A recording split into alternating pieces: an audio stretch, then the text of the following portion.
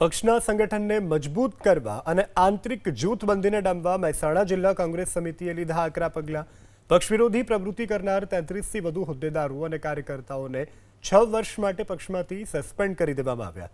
જિલ્લા કોંગ્રેસે મહેસાણા શહેર, વિસનગર, વડનગર, ઊંઝા, ખેરાલુ અને વિજાપુર પંથકના અનેક મોટા માથાઓને પક્ષમાંથી બહારનો રસ્તો દેખાડી દીધો છે, જેમાં સુલતાનપુરના પથુજી ઠાકોર, ખેરવાના જશુજી ઠાકોર, કાંસાના મહેશ રાઠોડ અને ઉનાવાના દિલીપ પટેલ જેવા સ્થાનિક આગેવાનોને પણ પક્ષની સીધી ગાજ પડી છે।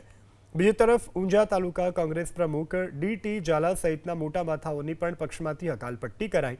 સાથે જ કોંગ્રેસમાંથી જીતેલા નગરપાલિકાના સભ્ય કમલેશ સુતરિયા સહિત 9 હોદ્દેદારોને કારણદર્શક નોટિસ પણ ફટકારવામાં આવી છે।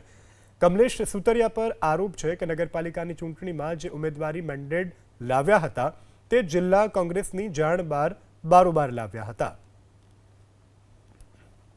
પાર્ટીએ જે કામગીરી સોંપી હતી એ કામગીરી પૂરી નથી કરી અને કામગીરીમાં ક્યાંક થોડું ઘણું ક્યાંક નાનું મોટું આગું પાછું થયું હોય એવા વ્યક્તિઓ પૈકી બધાને નોટિસ પાર્ટીએ આપેલી છે।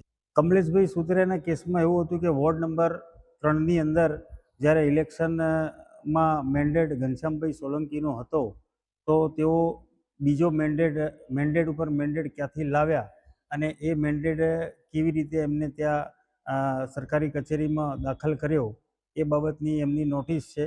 અને અન્ય બીજા જે વ્યક્તિઓ છે એમને જે તે વિસ્તારના આગેવાનો, કોંગ્રેસના કાર્યકરો તેમજ ચૂંટાયેલા કોર્પોરેટરોએ જે રીતની અરજીઓ આપી હતી એના વિરુદ્ધમાં એ લોકોને નોટિસ આપી છે અને સસ્પેન્ડ કરેલા છે।